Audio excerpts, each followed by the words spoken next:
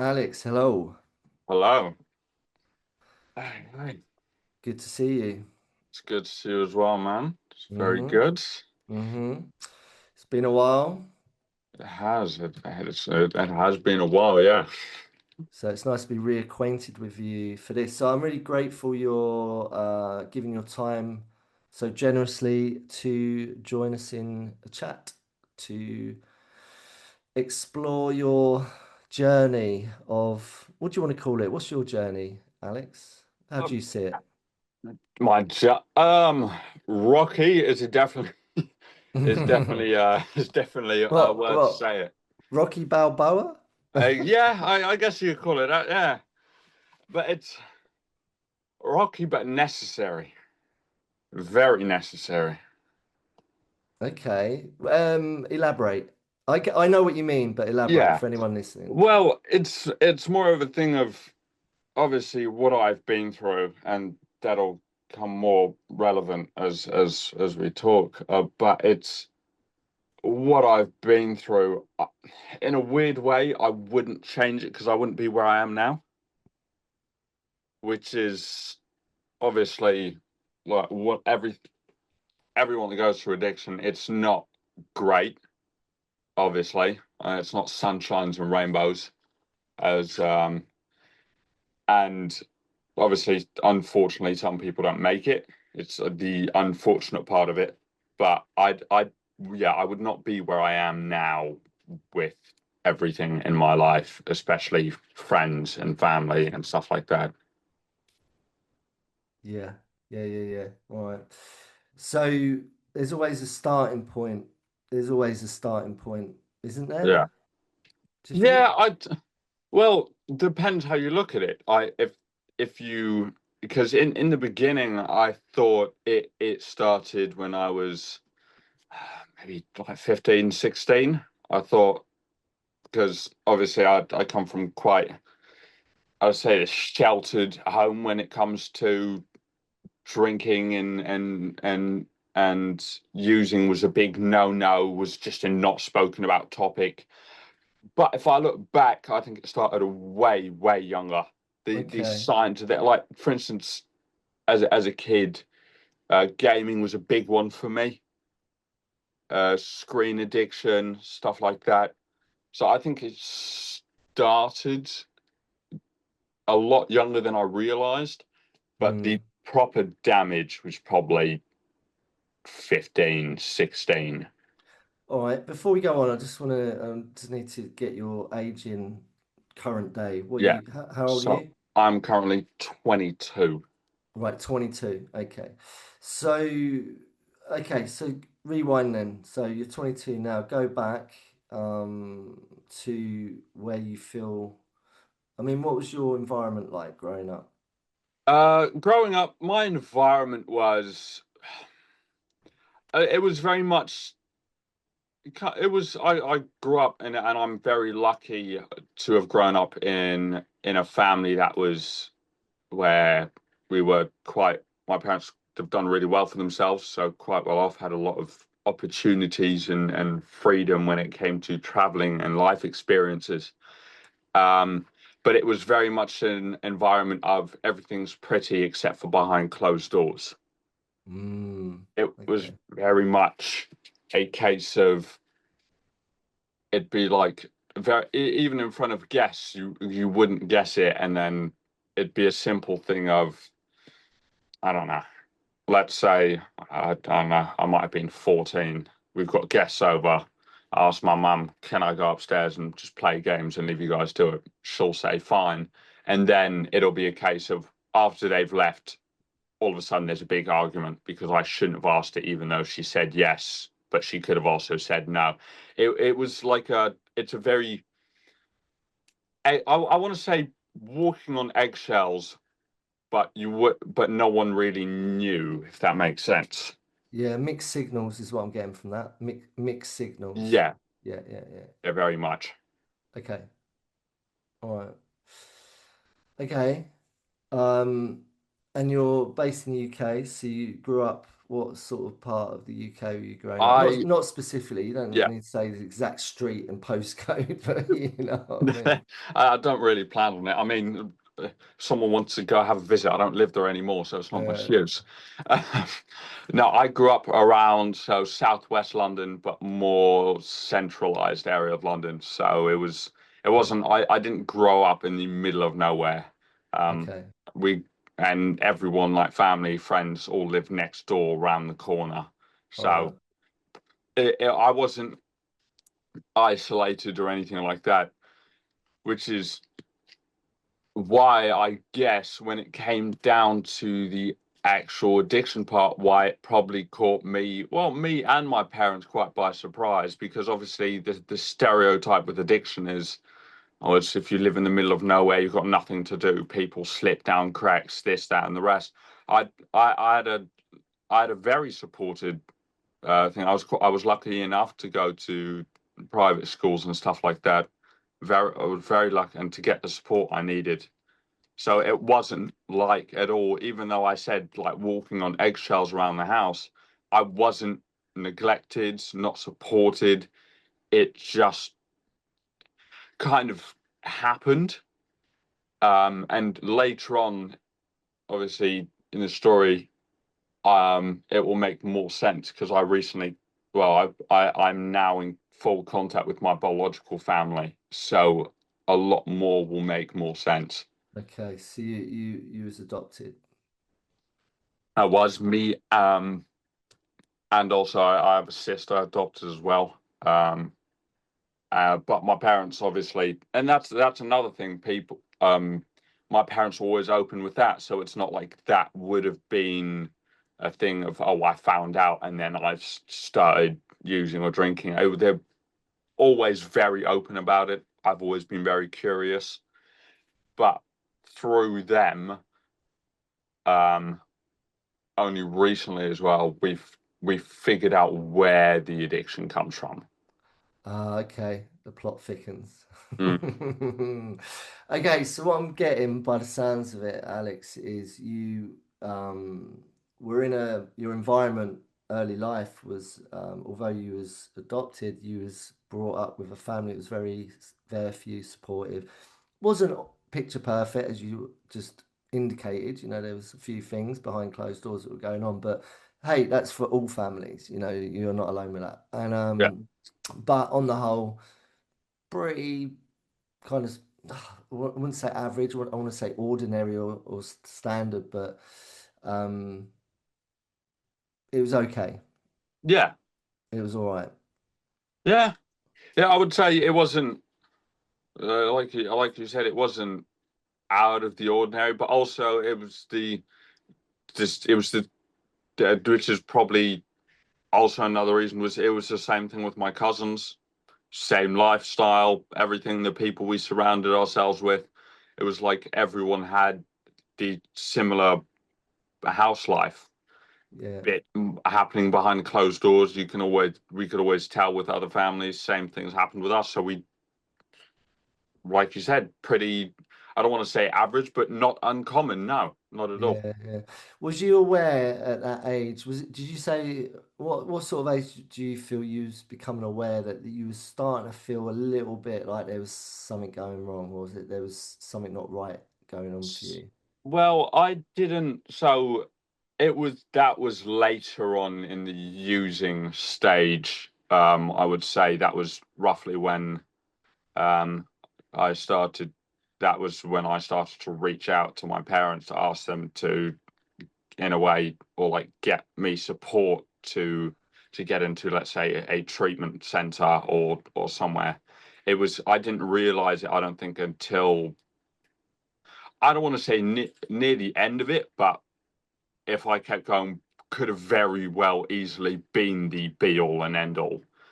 Um, so I'd maybe 17, 18 is when I realized this probably isn't great because it started off at I think 15, 16 at my first drink at 14, but it was started off as anything as well as obviously as you know for someone who lives in the UK as well to be like oh people over here drink at 14, 15, 16, go out on the weekends, get smashed in a park, come home on the week. It started off like that. It started very normal and, Yeah.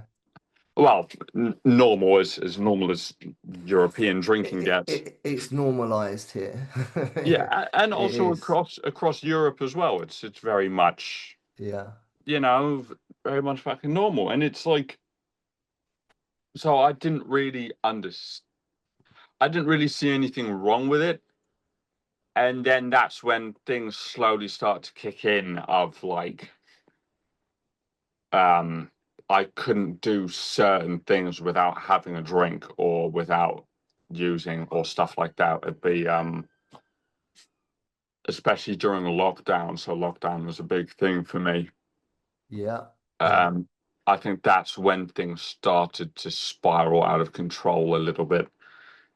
Because it was during GCSEs. I was meant to be sitting my GCSEs, and that didn't happen. So I was stuck at home for ages. So I started going out more regularly, had that freedom, and I think that's where my growing up environment didn't help because my parents were always like when it came to stuff like that, quite controlling. Didn't really have sleepovers, didn't really go on school trips, stuff like that. So it was very sheltered. So that, and they meant it in the best way possible. I was quite a how do I say this, a medical mishap as a kid. So I think that was just my mum trying to protect me. And What do you mean by medical mishap? so just a lot of medical issues. Oh, So okay. I won't go too much into it, but like for instance, my heart condition and stuff like that. I think I was roughly around that time when they started discovering more. So my mum wanted to keep an eye on me a bit more, stuff like that. And then it just went. I saw the little bit of freedom during lockdown, and I just went absolutely gunned for it. Like a rat. Yeah, a rat's finding its first piece of food in weeks. Like a city rat. Right, Yeah, okay. Um, so you're starting to use and have been and had been using certain coping. I guess it's a coping thing, isn't it, for all of us? yeah, Isn't it? Isn't it yeah. coping? I'd say it's coping because it's dealing with emotions and stuff that you don't want to deal with. Therefore, yeah, yeah, I'd say Yeah. it would. And just escape. It's escapism. The escapism, I believe, is a byproduct of the coping. Yeah, yeah, I Um, would agree. Yeah. it's sort of like that. That's how I see it. So we're just escaping. We're on the run. We're running from ourselves Oh yeah, and taking that accountability to face what's really going on. You know, and getting real. So you're in that place.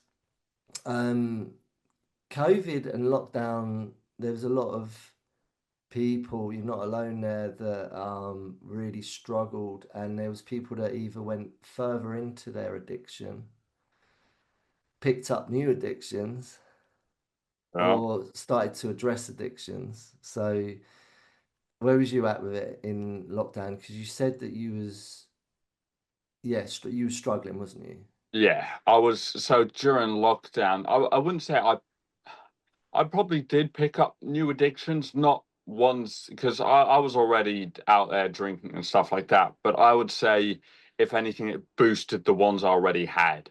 So, for Mm, instance, and one which isn't talked about a lot, which I think is quite a big one now, is especially screens with gaming addictions yeah, because yeah, that during lockdown went absolutely through the roof. It yeah. went absolutely mental to the point where it's like, don't get me wrong, I'd still shower and so on a daily basis, but apart from that, I didn't leave my room. It Mm, was like that was when you really couldn't. I mean, I get it, you couldn't leave your house, but I stopped interacting with my family, stuff like that. Arguments about coming downstairs over dinner. I wanted to eat in my room, play my games, stuff like that. And then when the restrictions lifted, that's when my drinking just went absolutely rocketed to from binge drinking to then it turned into a daily thing. Um, Somehow still did my A levels 2 years later. Not a clue how.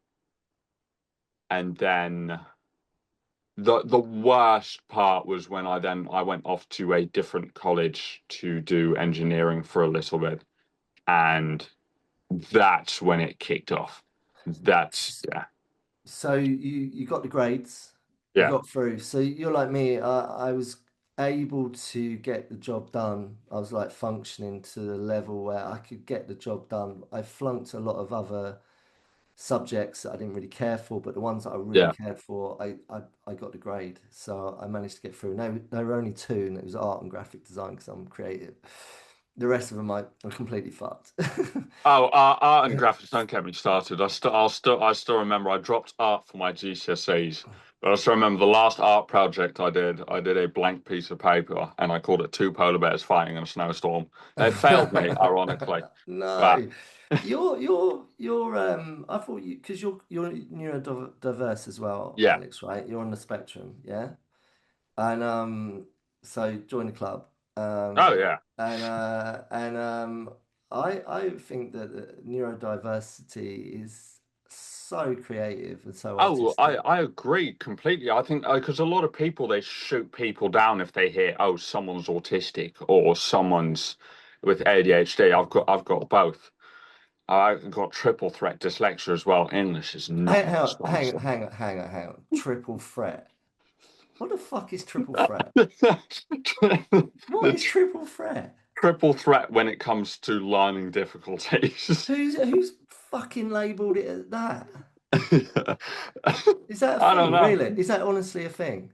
No, well, it's something I kind of came up with, and then Oh, I it like it kind of, then. and then Yeah. I've heard it, I've heard it float, I've heard it float around here and there. But a lot of people they shoot down autism very easily, and it's like Mm, so. My current job, so I'm kind of, I guess you could say, creative space. So I'm an engineer now, and mm, it's what if you look at half of the people, more than half, way more than half, definitely some undiagnosed, but it's like mostly on the spectrum or some form of, and it's a lot of people see it as like, oh, it's a learning difficult. Not at all. I don't think it nah, is nah, at all. I nah, think nah. we think in ways that work very differently to anyone else. Yeah. OGs, mate. OGs. All right. So, all right. Okay. So you got the grades, and then it all Yeah, started going a bit wobbly, to yeah. put it mildly. It started going a Yeah. little bit wobbly. Yeah. All right. So, how old are you at this point? 17? So I got the grades. No, so I went through, yeah, this was 17. I think I just, so I got through, yeah, GCSEs 17 and then did sixth form for 2 years where I somehow passed two beta level threes and an A level. Whilst, and this is where it became more of like a, not a heavy drinking on a daily basis, but like Yeah. bits throughout the day. So, just quickly to anyone listening, right, who finds this, this is the superpower of people who are see the world differently, right? Yeah. And I can speak for myself, and I'm kind of touching on your story here because you've absolutely styled out getting grades whilst battling mental illness. Yeah. Yeah. Can you imagine what you'd done if you wasn't Well, struggling with it? that's what I'm thinking because Do you know like what I mean? Do you know what I especially mean? yeah because our well I was going to say for our um obviously because I was COVID year mock exams ended up being the actual results and it's like I reckon if I wasn't drinking or so on like during that time I think I would have had mind you I still smashed out of the park. I got A's and like a couple B's, but it's like it's the definition of a functioning addict or an alcoholic. It's absolutely, yeah. Yeah, complete wreckhead, but get the job Oh done. yeah, no, exactly. Might be a last minute panic, but we get it done. Yeah, and to the frustration of loved ones around us, they're like, you could be so much more, you could do Yeah. so much better. Oh But yeah. but I'm getting the job done, man. I just love Yeah. getting wrecked. It's exact. Oh, I think I've heard that phrase. You could have done so much better more Yeah. times than I care to admit. School reports, mate, could do better. Oh no, no. Parents' Day was a dread. Yeah, yeah. All right. So I recall, and we'll get to this bit, but I do recall when I first knew of you and we started talking, and you was right in the belly, in the womb of your self-destruction. Yep. And I just remember um, your mum, who obviously spoke to me before you did. Yeah. And if I recall, this all sounds very familiar about, yeah, he's lying face down in a bush again Yeah. Yep. in a park with some randoms. We've Oh had to God. scrape him Yeah. up again and drag him home. So a typical day in the life of Alex the Wreckhead. Oh. Oh, a typical day. So this would be just a bit of like an age reference. This was after my A levels. This was, I think, at this point, I dropped out of the college I did engineering at. Well, I Uh, salute you. I dropped out too of my college. I dropped out of. So Mm, I had a job at the time as well. I quit that because I was not about to start drinking on that job because I worked with people with special needs, and as soon as I the thought of me, that was the weird thing. I would get wrecked, but I'd draw a weird line around mm. certain things of I can't drink the air, but it was I don't know. It was I, I say this with love. It's kind of like the blind leading the blind. exactly. Yeah. So it's like I had it was the typical day then was quite literally well, mind you, I didn't get home until like 7 in the morning the day before. Okay. So get home, wake up at around 1 p.m., still pissed, still absolutely blasted. Complain that I'm still drunk and have a hangover. Go downstairs, lie on the kitchen floor for about a good 2 hours, eating nothing but applesauce and bananas. Mm. Yeah, lovely. Um, Weirdly, a good hangover cure. Don't recommend going back to that. And then I think I'd be out the house by 5 o'clock already at the corner store, grabbing like what was it at the time? I think whiskey, rum, tequila, whatever it is. Mm. Just straight back at it. It was day in, day out, barely eating. It was a mess.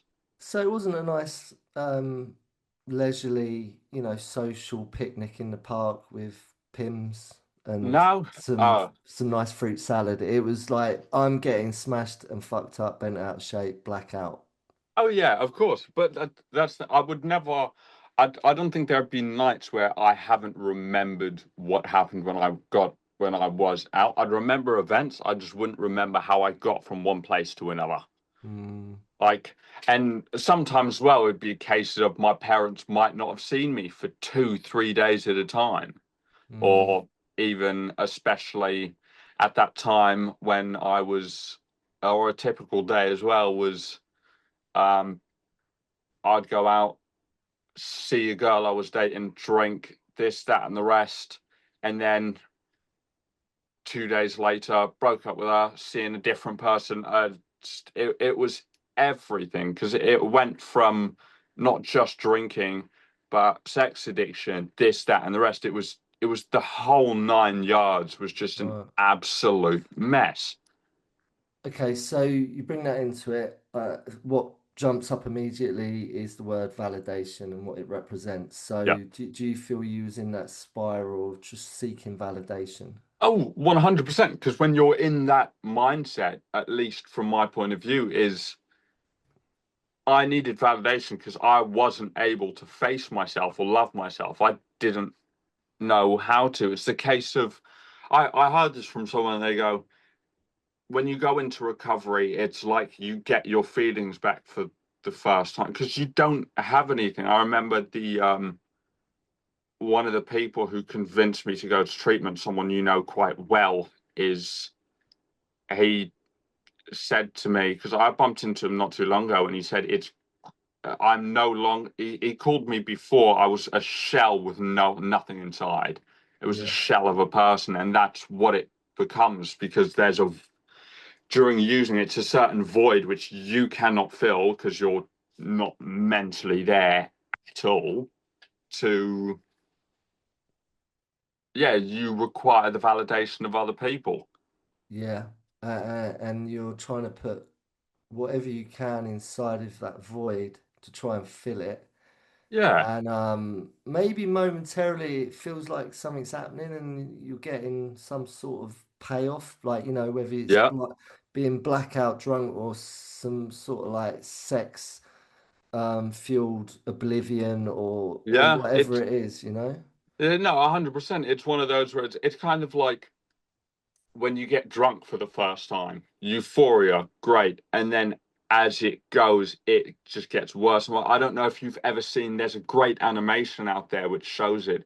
It's a very simple one. It's of a bird that sees like what looks like almost like a glowing like jelly almost, and then eats it, gets a feeling of euphoria, finds more and more and more.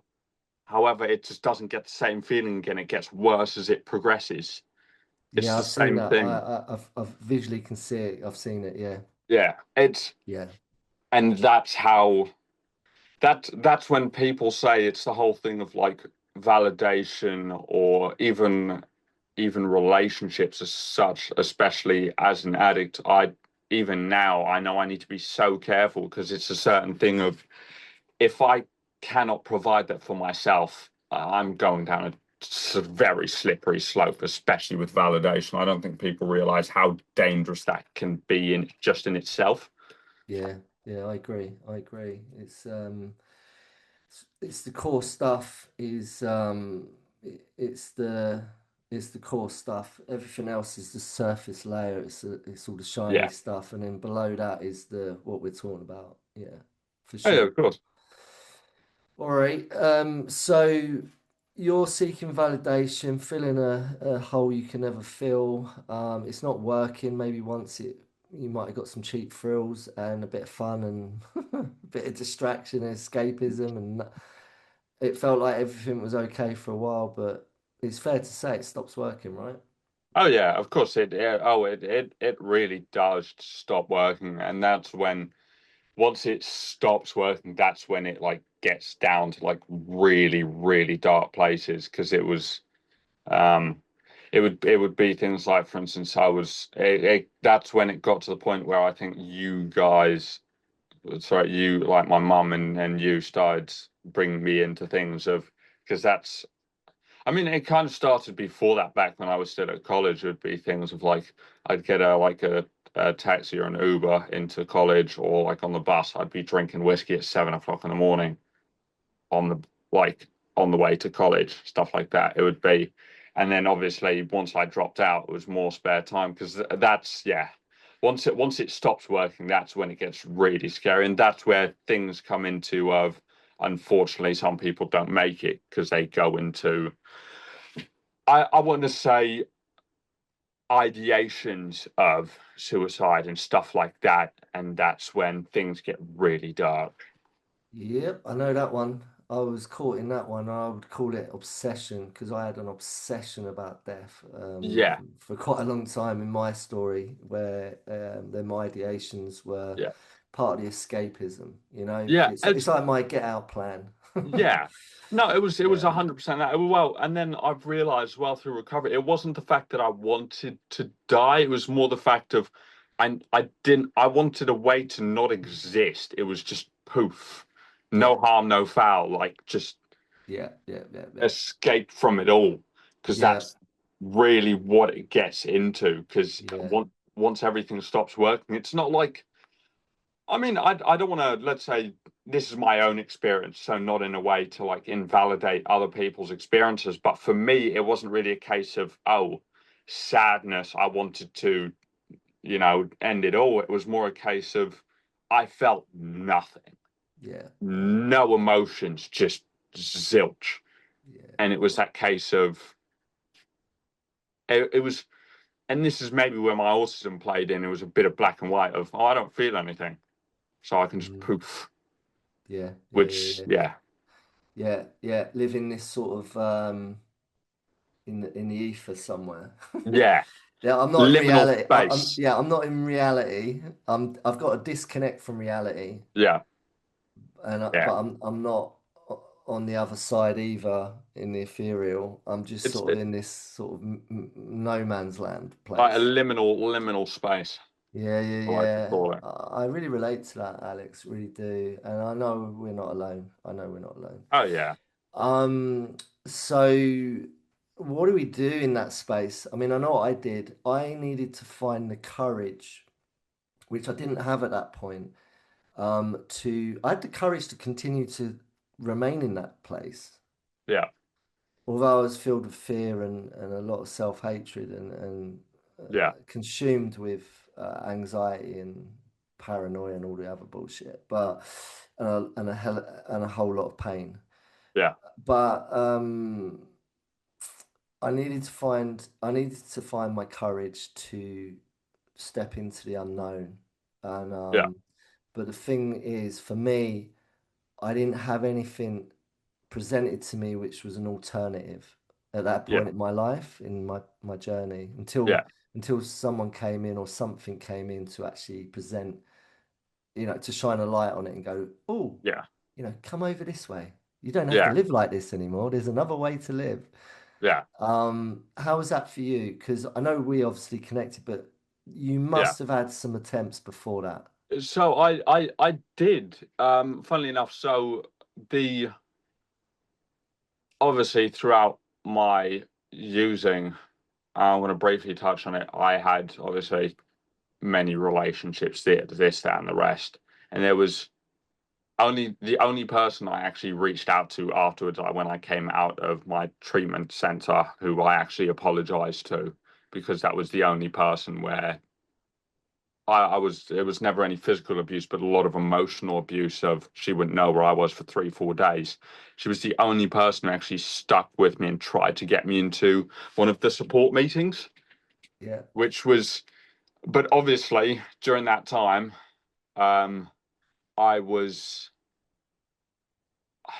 I was I had the stereotype, and obviously, look, the stereotype of a user, a drinker, or a user is either a crackhead under a bridge or someone who drinks too much beer and beats their wife. Right? It's like that's like this. It's the stereotype, right? Of like the stereotypical British alcoholic, too much Stella, and it's like, Wife beater. yeah. Or Yeah. it's like too much wine and stuff like that. And I'm like, and at the time, I wanted obviously nothing to do with it. But it's the Yeah. case of, I guess it was the case of, you can bring the horse to water, but you can't make it drink, right? Mm, Because you can need to want the recovery. And then later on, I knew there was something up. And that's when my mum, this was before I think I spoke to you for the first time, was my mum pitched the idea to me, and in the back of my mind, I already knew what I needed to do, because the people that I started to surround myself with, it started getting really dangerous. Drug dealers. I started carrying around. Well, my parents still don't even know this, um, so I hope they're not listening. But no, I started carrying around. Actually, no, they do now, because they found I started carrying around people that well, I had to carry knives and stuff like that. So I went down a really dark path, and my mum mm, pitched the idea, and I got in contact with you, and it changed my view, especially the other people you put me in contact with, of, oh, the stereotype is not a crackhead under a bridge. It could be the local bank person who works at your HSBC down the road. yeah. Yeah. Yeah. Yeah. Exactly that, man. This is we've just got to break the stigma on it. Because I was the same. I used to do a lot of work in schools. And Yeah, that's what I was all about. I was an advocate for breaking through the stigma, because a yeah, lot of people, including myself, thought exactly what you thought, which is, oh, I'm not like these people. yeah, I'm not like these people. I know I've got a few issues and Yeah, I'm not perfect, but I'm not like them people. yeah, And it prevented me from seeking the right help. I just didn't, yeah. I think it mean, was applicable to me. yeah. I mean, because if you look at it, it's the same way of like, I guess I don't know about you, but I compared myself of I know I'm an alcoholic.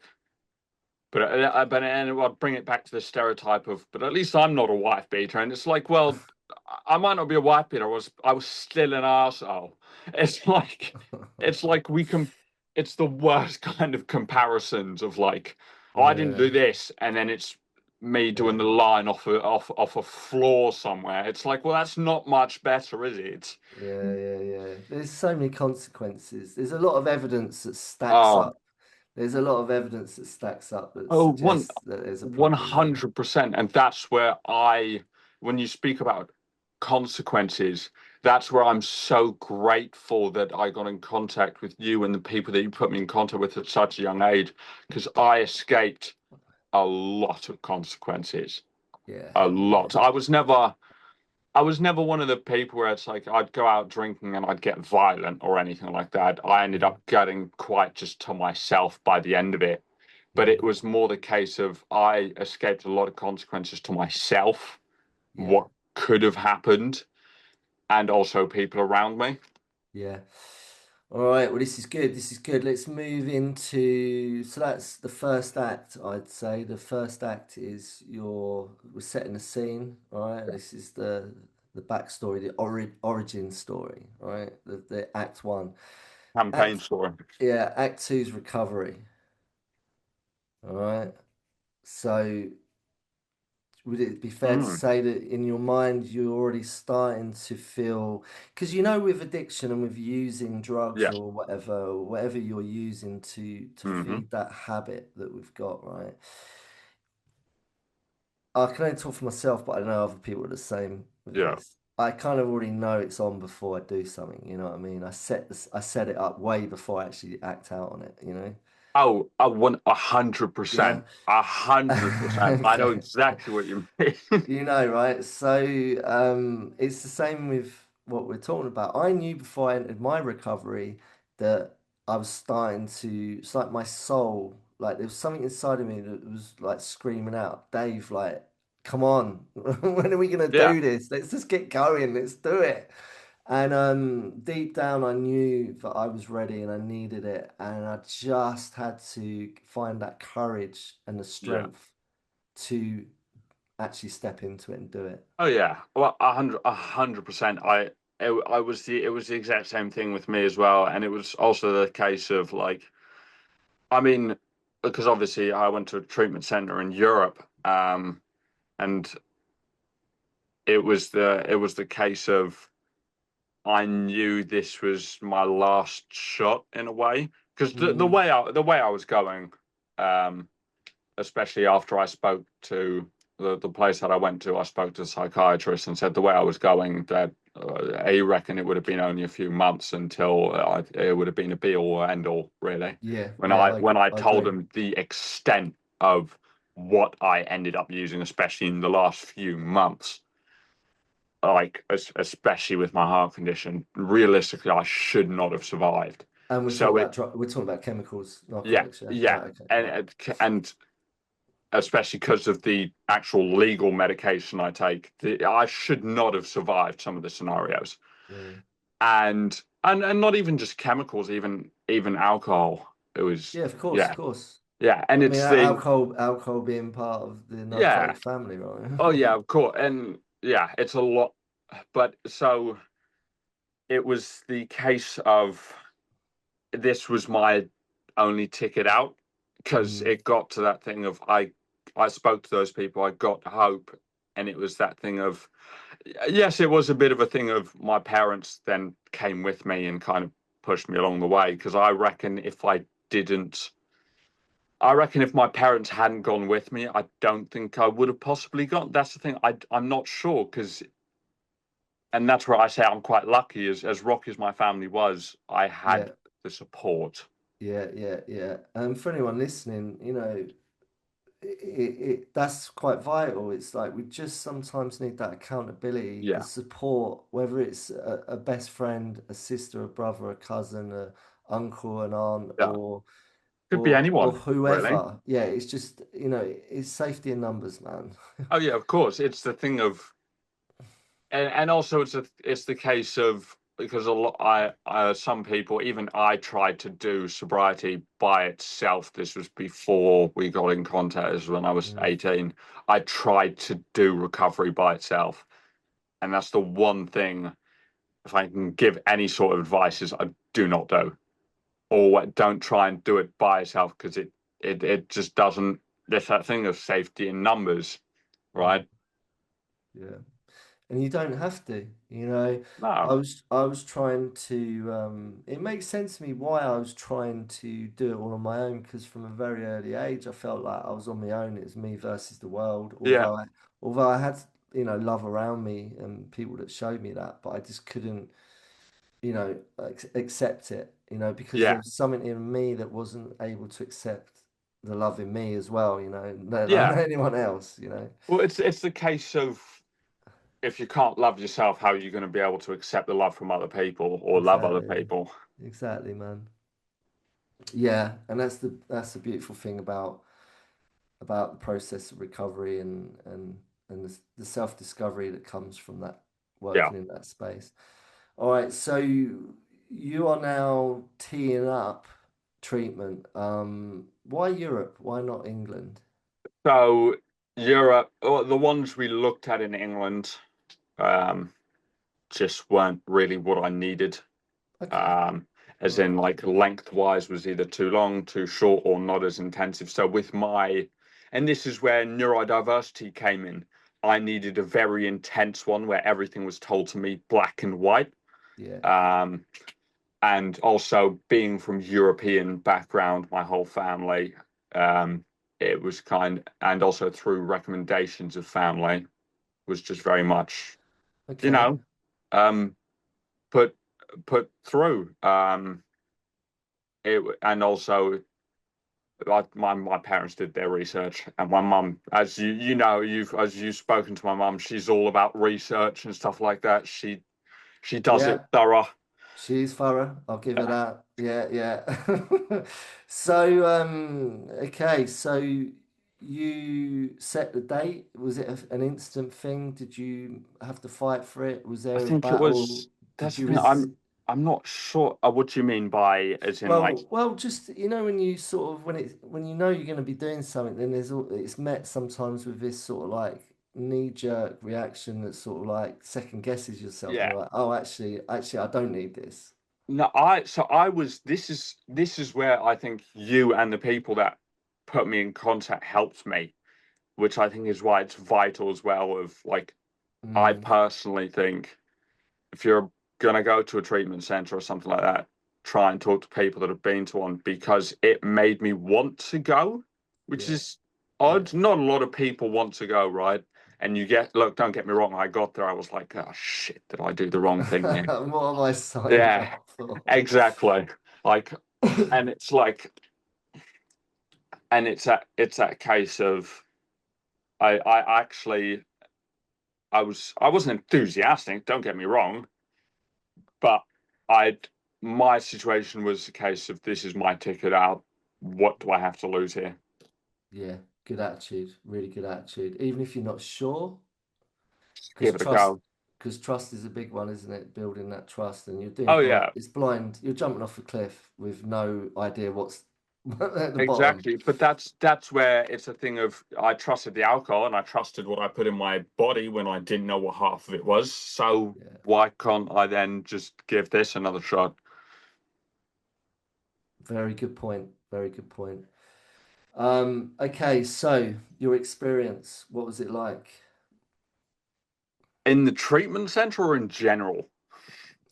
Don't know, man. Whatever you think, however you want to answer The that. whole well, it depends. So for me, I personally think treatment center was necessary. Put it very much in black and white of I don't use I live, I use I die. It's very much a split thing. which is obviously not the case for everyone. Some people didn't push their bodies to the brink of almost complete and utter failure. Whereas I don't, which is why I guess my recovery is very much a thing of my backstop is right, and I'll cover it briefly. Is my backstop is if I turn around, there is no path back. I will die. It's simple, as morbid as it sounds. That is the way I will go. There is no way out. It's like I like my life.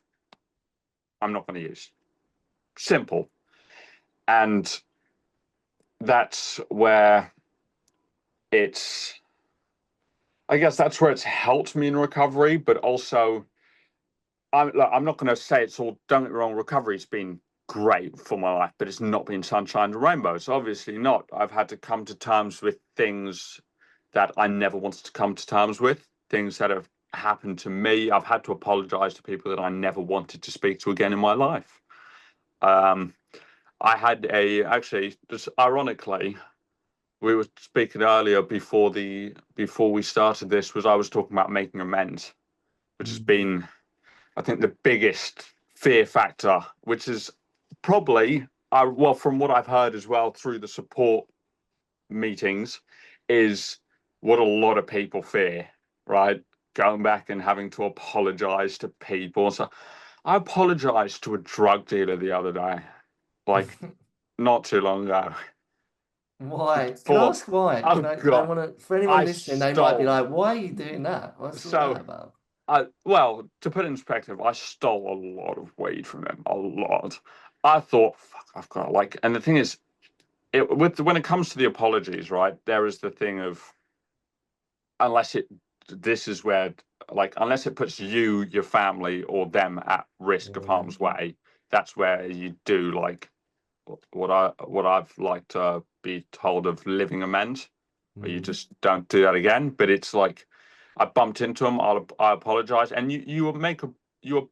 For me, it was more of an apology of like I can let go of the guilt because that's a big thing that I would use on was guilt, right? If I'm Mm. holding something back, no matter how horrible it seems, you'll be so surprised when people. The guy gave me a hug and said, "Thank God you're sober." I thought the guy was going to stab me, but Wow. yeah, and to get a Why can't all dealers be like that, well, man? yeah, You know what I but mean? it's like, and that's the thing of like, it's such a beautiful thing of being able to apologize and the people you least expect. Don't get wrong. Some people I apologize to are like, thanks, but politely go fuck yourself. I was like, all right, fair enough, fair play. Yeah, yeah, yeah. And No, keep going, keep going. yeah, I was like, you're always going to find people like that, right?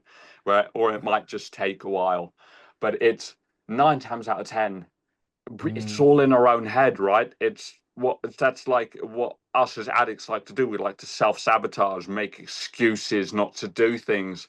yeah.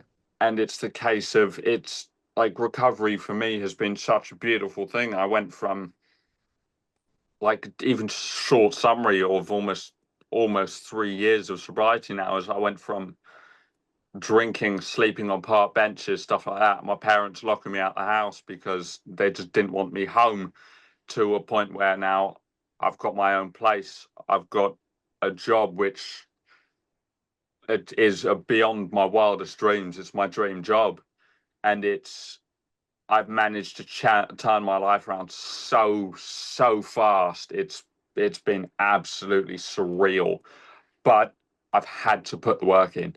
You have to. You have to. Yeah, yeah. I really relate to what you're saying. I was the same. I once I got on the water, I was like the duck, man. I just went for it. I was like I don't know if Yeah. a duck to water's the right thing, right analogy. I think it's more like a jet ski. Yeah. It's like or a power boat, a speedboat. You know, I Exactly. just went vroom. I was gone. You know, in my recovery, in my life, I wanted it. You know, once I'd found that strength and courage to get past the denial or any reservations that I needed to do it, Yeah. and I started to commit to it and really dedicate my life Oh like my yeah. life depends on it because it does. Yeah. Oh yeah. I was onwards and upwards very quickly. Oh, 100%. And also through recovery, I've got people, and especially as I'm sure you'll relate, addiction is very lonely. You've got almost Mm, not many people to talk to, and they'll only talk to you if you buy them a drink or stuff like that. Like it's just you surround yourself by people that are using you. mm, And I've got people now who I can call up at 3 o'clock in the morning at any time, and they will listen to me talk about whatever's on my mind. And it's such a beautiful thing of what it's given me content. I've told people things about my life and stuff that's happened to me that are complete and utter strangers, like mm. through recovery, but it's the basis of and they won't judge me. No one. Yeah, It's that case of, and that's where it comes down to the case of, I guess no one will understand an addict like another addict. yeah. So you're very much in the community. Over the Yeah, years, I've been, so very blessed to have people come and go.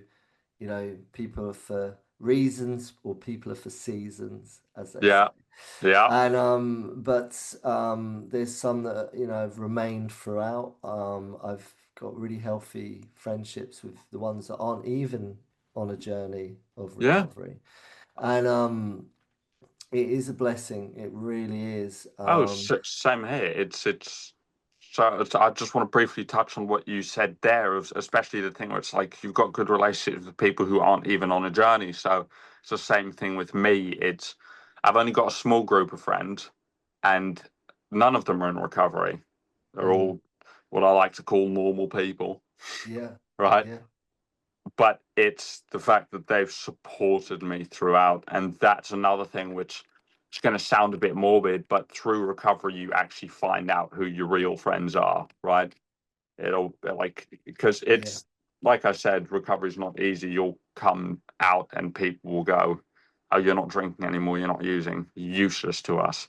I went from a group of, and that's how dangerous addiction is with the validation part of I saw so much. I thought I had a friend group of up to almost 200 people. I'm down to four original people now. It's grown over the years, but it's four, and every single one of them have saved my life at some point, figuratively or literally. And the friendship I have with them is like absolutely no other. Wow. It's very inspiring to me, Alex. Because you're 22, nearly 23, did you say? No, so I've just turned 22 Just turned in 22, June. Yeah, right? So you've been in this process now for 2 years and 10 months. 10 months, so nearly three Yeah, years. That's incredible. Amazing. thank you very much. I think anyone listening has just heard that transition from absolute utter carnage and despair and Yeah, clusterfuckness that's the one way to put it. Yeah. to thriving and wanting to ideations of wanting to die to I love my life. Oh, I absolutely, and that's the thing as well. But a lot of people are saying, "Don't you miss it?" Right? That's what a lot of people ask, and this is where one thing of it's a bit of a caution. I heard this from someone who helps me in my recovery after my treatment center. Was I asked them, "What is your recovery?" And I got told something which I stick to very clearly. It can guide me, but do not copy my recovery because what works for me might kill you, right? Fair enough, yeah. But it's the basis of some people need to go to support things on a daily basis. I go to Mm, one a week. I'm okay if I don't, but I very much, I can still go out. I've gone to festivals sober. I've gone to clubs sober. I've reached a point where I could not care less for it. I mm, I'm happy to pay my bills. Mental. Not the taxes though, but that's a different story. Yeah, don't get me started on that, man. So I love what you're saying. I very much have that feeling that you have of it just does not even enter my mind that old life that I've left behind, and it's been years for me. And as long as you keep doing what you're doing and you keep building and Oh yeah. progressing, you're gonna be one mighty strong motherfucker. I Oh tell you yeah. now, I man, mean, you're gonna be strong. You're gonna be that's very strong. the, but also don't get me wrong, I've got some memories from from partying and stuff like that, which I will still hold on to. Yeah, Great yeah. memories with mates, but it's always the case of I need to be careful when I get into that mindset of, oh, I remember that. That was fun. There's Mm, always what was behind it. yeah, yeah, yeah. Your act three, because I see it like that, act one, act two, act Yeah, three, act two recovery, going into act three is just living it, literally living it. You've done the work, yeah, you're doing the work. It continues, of course, a yeah, day at a time. It always continues to evolve, to push it forward yeah, and go onwards and upwards. But Act three for me has been embodiment. It's like I now live this. yeah, This is my now, who I am. This is my life. yeah. So what is that for you, Alex? Would you like it in general or more a day to day now? I don't know. How do you want to put it?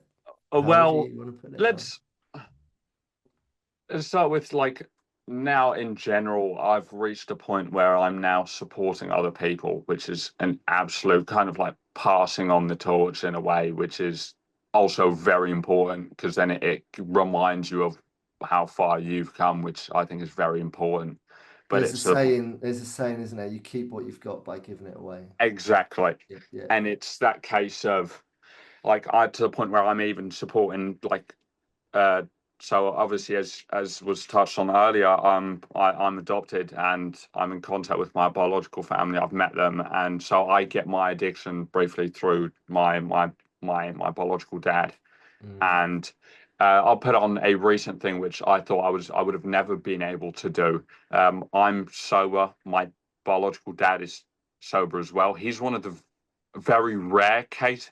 Do you know you get the rare cases of someone who was it was only one specific thing and everything else is mm. normal. I don't know.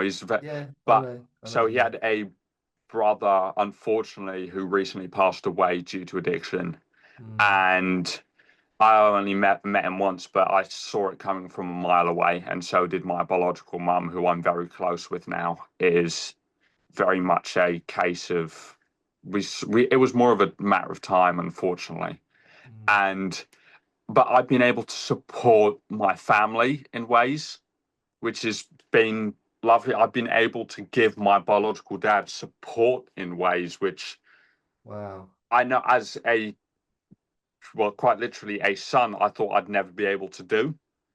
Wow. Wow. Um, Wow. Wow. That's and that's also very so I've got four biological siblings as well, which is lovely. wow. So ironically, after I was born, they're now married together. I've got full siblings, no half siblings or anything. But also, it's like my life now of like living recovery. I'm trusted to look after an 11-year-old and a 3-year-old, right? I'm trusted to do things now. I get up now. What recovery? What like what you said? I live it. I get up now with the basis of I only think about a day to day. Obviously, looking into the future is important, but I live my life day to day. But I wake up looking forward to the day now, Mm, which was a complete alien topic almost 3 years ago, right? mm, So it's such a wonderful thing, and something you might hear as well in it throughout recovery and speaking to people. A lot of people say you're probably familiar with it of oh, in the beginning it's a pink cloud and then it fades away, right? I completely disagree with that statement by a landslide. I think, excuse my language here, it's complete and utter shit what they've said. Because I think if you do it properly, you will remain in that pink cloud. Yeah, sometimes it might be a bit of thunderstorm and rain, but if you do it properly, it's just That's not necessary. that's been my experience too. So there's two of us that have that shared Yeah. experience, and there's more. Trust me. So I agree. It's if you do what is required of you and then broaden that so you don't have to stick to a formulae that is for other people Oh, strictly. You go outside of that bubble and you break through because I'm the sort of person that I'm not a sheep, right? I'll do certain things, I'll do X, Y, and Z because you're telling me if I do X, Y, and Z, it will help me. So I'll yeah. do that. That's a given. But there's more. Oh, yeah, of course. There's There's always there's more.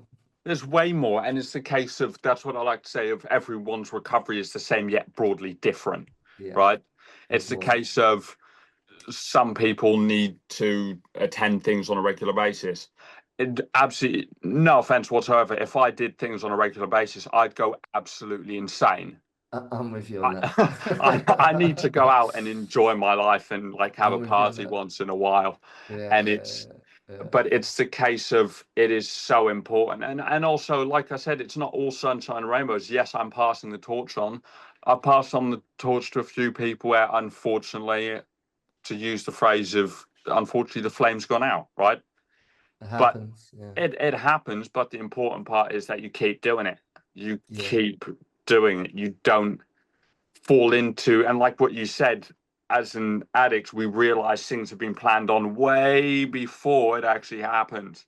I'll, mm, I'll bring it to the first time, unfortunately, the torch went out with someone that I was assisting. mm, Is I had to catch myself because I was like, no, no, no, this is old habits. I'm going to use this. I see this being used as an excuse later on down the line of, oh, I failed. I'm like, no, no, no, I didn't fail. I did what I could. It was, yeah. So we can do. So we can do. So all I can do, is we have to just embody it, live it. That's the message. That's the message that you are portraying on this conversation. Is oh, yeah. you've clearly found your Well, I found your my yeah. life. I've got, at 22, I've got the job opportunity of my absolute dreams. So I'm a power engineer. I get to blow stuff up and fix things for a living. It's like Love so it. I work for the underground. Oh, what the London Yeah, Underground? I work for the London Underground. What, you blow up the London No, Underground? so we fault find things on substations Okay. and stuff like that, and we keep everything going. We break things if necessary. We fix things if necessary, and it's also thank God on the job you're not allowed to. It's very strict rules, obviously, on drinking and using. So there you go. Yeah, It's of another. course, yeah. It's a perfect gateway to me to keep you Mm, going. But it's the fact of like I've I've got the job of my absolute dreams. It's like playing in a giant Lego set, as I like to call it. But it's the fact of that's the opportunities through passing on the torch that it's been able to give me. yeah, yeah. Oh man, honestly, I feel like you're an inspiration. I'm sure. Well, I'm pretty positive that everyone around you is very proud of Oh yeah, my mum has been so as a kid. Um, how do I say this? So my family was very academic. We've been a very academic family. I think I might actually be the only kid to have not gone to uni, right? you. So it's that Kate and my sisters. I just think you've briefly spoken to her. She's so academically out there. I saw it just before she went off on holiday. She's just done her A levels. She's she swore at me in Latin. Who the fuck speaks Latin fluently? Anyway, Certainly not but me, mate. no, but it's Fuck. like it's it's the case of like it's my parents are like that. I think that will be my mum's always said she's been proud of me, but through my recovery to actually hear us say for the first time almost tears of like joy of what I've been able to do Yeah, for yeah, myself. It's it's so many things. I've heard it from friends, from family, and it almost feels surreal. Like it's the Yeah, first time where I'm being told I've done something right, and there's no catch to it, if that makes sense. yeah, yeah, yeah, There's yeah, no, I'm no longer hearing the phrase, you could have done so much better. I haven't yeah, heard that in almost 3 years, and that yeah. is, to me, spectacular. Well, I think this is a beautiful way to end the conversation, is that word spectacular. You are spectacular, Alex. Thank you very much. And it's, yeah, Yeah. I want you to close it. I want you to, um, for anyone that might find this yeah, conversation, it might be a parent, it might be someone that really needs to hear this, yeah. whoever. I want to appeal very quickly to young people, especially getting sober. I don't know who's listened to it, what part of the world or whatever, but getting, especially no matter the age, but I know especially getting sober as a young person, especially in this day and age, is kind of, I don't want to say frowned upon, but kind of like, the stereotype of, ha ha, you can't handle your drink, kind of absolute bullshit. It is the best decision I've ever made. Honestly, if as a young person to get sober, to clear your mind in that way is the best decision I could have made. It doesn't mean, and in a way as well, I want to throw the reassurance out to the people, like young people getting sober, of it doesn't mean you're a pussy, doesn't mean you can't handle your drink. It just means you're doing the right thing, and it opens doors into, obviously, as a young person, I dreamed of a life beyond my wildest dreams, and it's given me that so many more years earlier than a lot of people achieve it. And even if you're older, it allows you to get back into things of, I've met people who have gone from prison, lost like marriages, kids, everything, to they have got everything back. Whatever you think is possible, it is all doable. I met someone last week who's, to put it politely, absolutely rolling in the money. 4 years ago, homeless on the street. You know why? Because I recognize him from my local train station. Wow. He was Wow. homeless outside. It's anything you put your mind to, especially with recovery, it is, Yeah. I can't describe it. You have to do it. That's my advice, is give it a shot, because I can't describe it. You have to experience it. Yeah. There we go. And There we it's, go. there's a sentence very quickly. I've got this written down, and it's very much, I know in recovery they talk a lot about a higher power, right? They they talk a lot about a higher power. It's, and this is, I'll just end it on this. It's the paragraph that says, you get on a plane not knowing the pilot, but you trust it's going to land. You go to a restaurant not knowing the chef, but you trust the food's going to be safe. Then why wake up and stress when you know your higher power is in control? Never heard that before. And that's And very, very powerful.